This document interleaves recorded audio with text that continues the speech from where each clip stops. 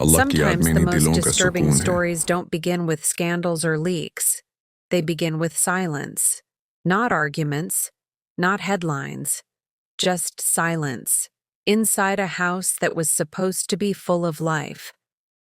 Today's story isn't about what was said publicly. It's about what people inside the Montecito mansion say they never saw.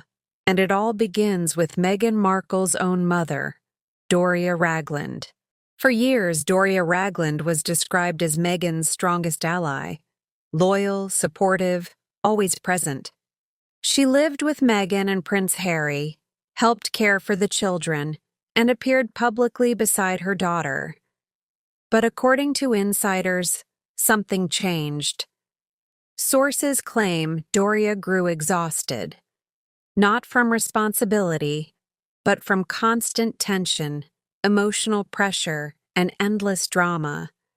Eventually, she packed her bags and left the luxury home. One source claims Meghan pleaded, "Don't leave me." Doria didn't cut ties, but she refused to live there full-time again. Her departure reportedly left Meghan and Harry struggling, emotionally and practically. A former household staffer describes the Montecito mansion as unsettling, spotless, perfect, untouched. Cushions aligned with surgical precision, surfaces clean, not lived on, rooms staged, not occupied. She worked 12-hour shifts 5 days a week. She knew every hallway, every room, yet she says something was missing. There was no noise, no chaos, no energy you expect in a home with children. Not peaceful silence, but heavy silence. The kind that makes you whisper without knowing why. Children leave traces, even well-behaved ones. Toys, footprints, crumbs, shoes by the door. According to staff accounts, there were none. No toys, no sippy cups, no stuffed animals. No laundry, no children's meals. One staffer finally asked another quietly, "Do you ever see the kids?" The answer was immediate. One word. Never. That moment, she says, changed everything.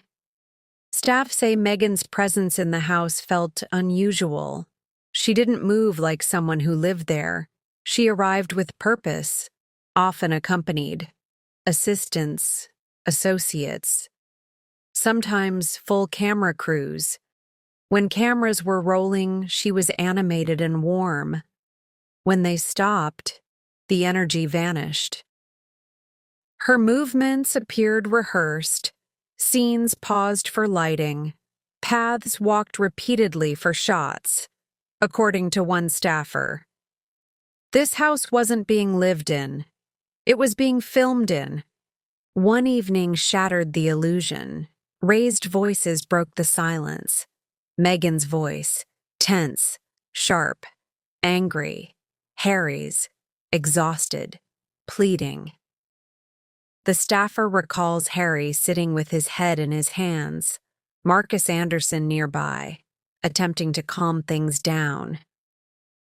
When it ended, the house fell into a cold, suffocating quiet. Harry accepted a glass of water and whispered, "Thank you." It didn't feel like a bad night. It felt like a pattern. The most troubling claims came later. The staffer says during periods overlapping with Meghan's pregnancies, she observed no physical signs, no gradual changes, no medical routines, no dietary requests, no prenatal items. She wasn't certain, only confused. Others noticed the same absence. Outside the gates, the world saw glossy magazine covers. Inside the house, staff saw nothing. Absence, she says, can speak loudly. When the staffer later watched the Netflix documentary, she was stunned. The house didn't match. Different layouts, different rooms, different gardens. She didn't recognize spaces she once cleaned daily. Why recreate family life elsewhere? If the real home was available, that question still lingers. There are no documents here, no photographs, no final proof, only patterns, only silence, only unanswered questions. If staff never saw the children, if the house felt staged, if even a grandmother quietly asked about them, then one question remains.